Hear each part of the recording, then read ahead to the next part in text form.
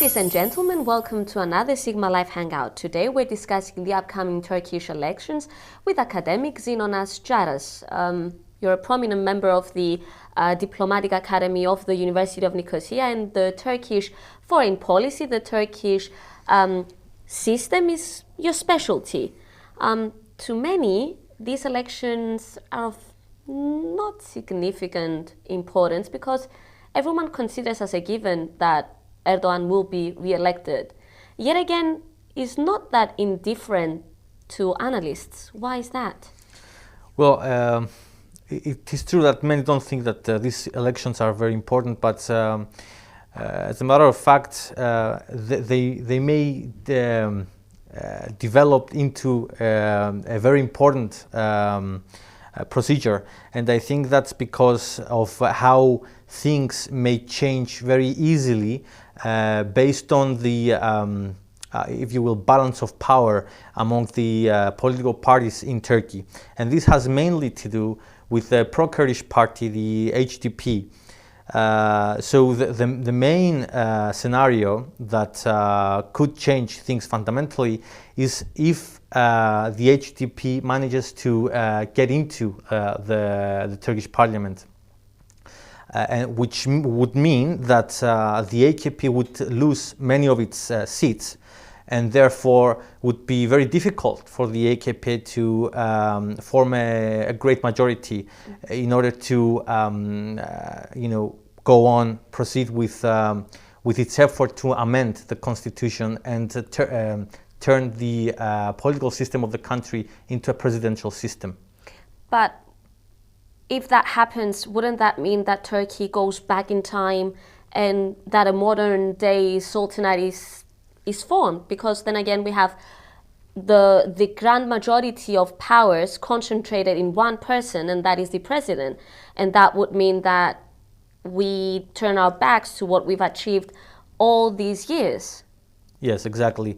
Erdogan's effort to amend the constitution is only the peak of years-long efforts to gain more power as himself as well as his party, and as I said before, turn the political system into a presidential system, which would mean that the president would have, as you correctly said, much more executive powers, and in turn we would see Turkey as being maybe a form of dictatorship or an autocracy, with Erdogan being the absolute leader with absolute powers, and within the framework of an ideology and a worldview that has many features coming from Turkey's Ottoman past and the political Islamic roots of the very party of the AKP. Well, we're discussing, but I'm still not sold as to how feasible is such a scenario. Erdogan has been contested so many times these past few years. We had scandals economic-wise, we had the uprising of the people, and it doesn't seem so easy for him to achieve the grand majority of the parliament. So I think that maybe we should be discussing more as to with whom should he ally with in order to achieve, if not all of his goals, at least most of them. Well, first of all, let me say that that Erdogan will not have a great majority is not a given. And that is because Erdogan managed, through his majoritarian approach to democracy, to polarize the society, which means that half of Turkey may be against Erdogan, but the other half of Turkey is very much pro-Erdogan. So the results, the election results, will very much depend on 3 to 5% of the vote, and this has both to do with the HDP, as I said before, as well as with the seats that the AKP will gain. But in the scenario that the HDP will gain some seats, will get into the parliament, and the AKP gets a relatively low percentage, which would mean lower than 45%, then the AKP would have to form a coalition government if it would want to proceed with the amendment of the constitution. And the most likely scenario is that the AKP will form a coalition with the nationalist MHP. Of course, this is not a certainty again, it's only a scenario because the MHP has some ideological similarities with the AKP as well as differences, of course. So we will have to see how things pan out. On a regional level, if Erdogan does achieve a grand majority, would that have any impact on his views, on his actions, on his policies over foreign policy affairs? Yes, it will. And to this testifies the history of the AKP and how its foreign policy developed over the past 10 years or so. We saw the AKP starting as a reformist, a moderate, conservative party, pro-EU party, pro-West party, and so on, which I would say was a framework that it created so as to appease the Kemalists on the one hand and appeal to greater portions of the society. Now, from the moment that the AKP managed to marginalize the Kemalist elites and the bureaucratic military establishment, we saw it becoming clearly more, if you will, assertive and even revisionist in its foreign policy, and that was ultimately demonstrated, apart from other cases, in the case of the Syrian civil war, which adopted a clearly revisionist strategy of regime change and pursued that with a lot of purpose.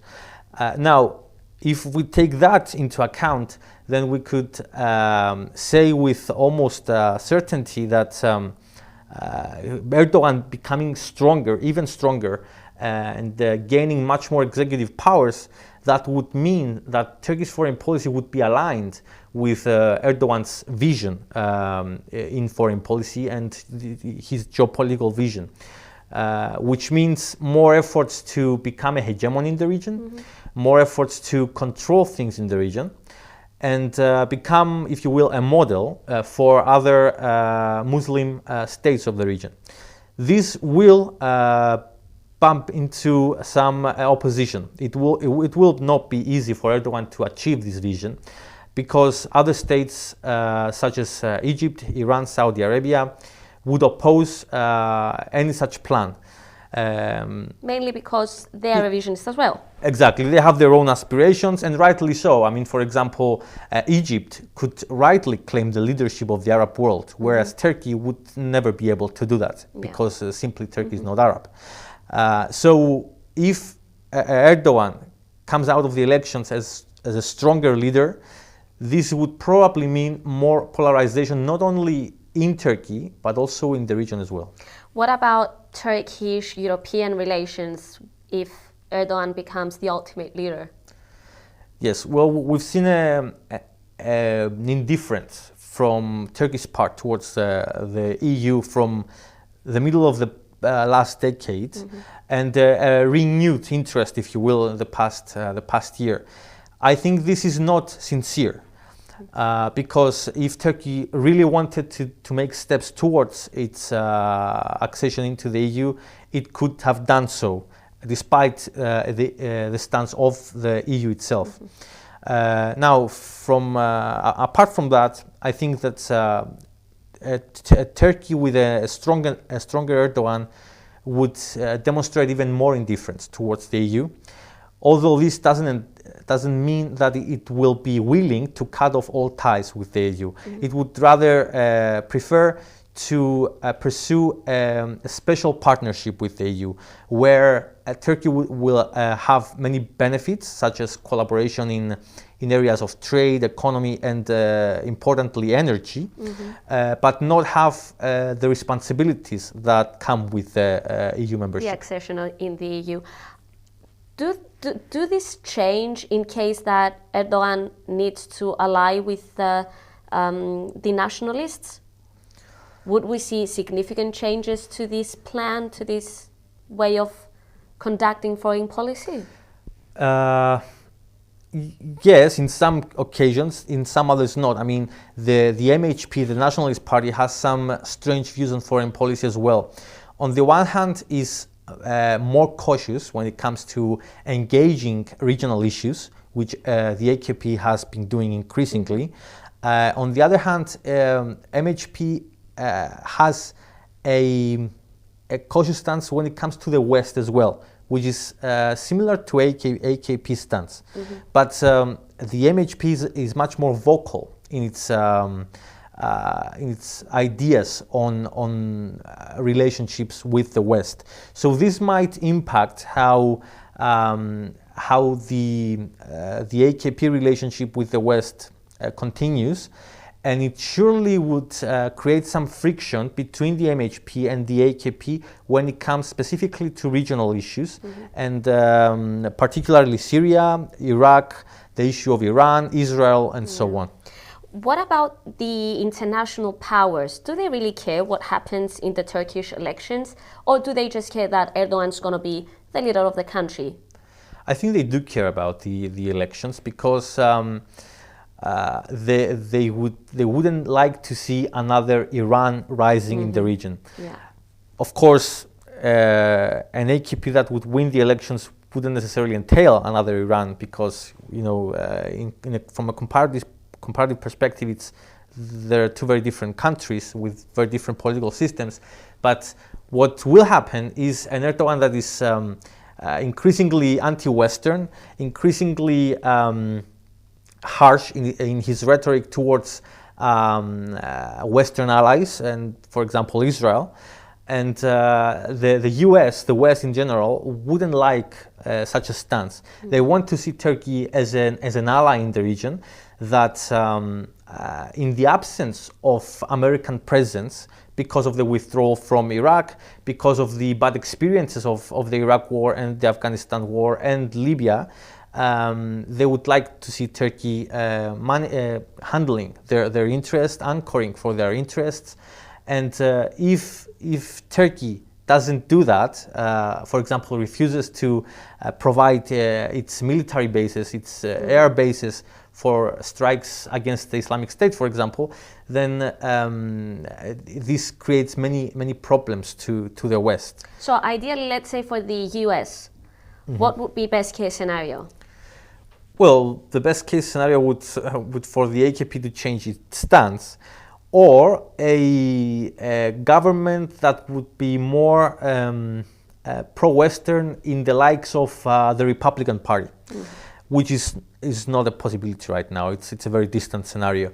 So because of how difficult this development will be, they try to keep the AKP close. Instead of alienating Turkey because of its foreign policy stance, they try to keep it close in the hope that something will change, and that they won't drive themselves, Turkey, away and therefore against the West. So they want a strong AKP rather than an AKP with a tail. I would say so, yes, depending on the tail. Well, in view that the Nationalist Party is the way to look at this point, at least. Yes. Well, there's many complicated things, because there are many issues pertaining the region at the moment. So we can't take a general approach or simplify things on the party's views on one issue or another. But they definitely wouldn't like an even more anti-Western government, which the MHP could potentially contribute. Well, we'll be back Monday, maybe sometime next week, to discuss the result of the election and have up things to discuss on. This is just scenarios and hypotheses. Thank you so much for your time and your insight. You're welcome. And thank you for watching.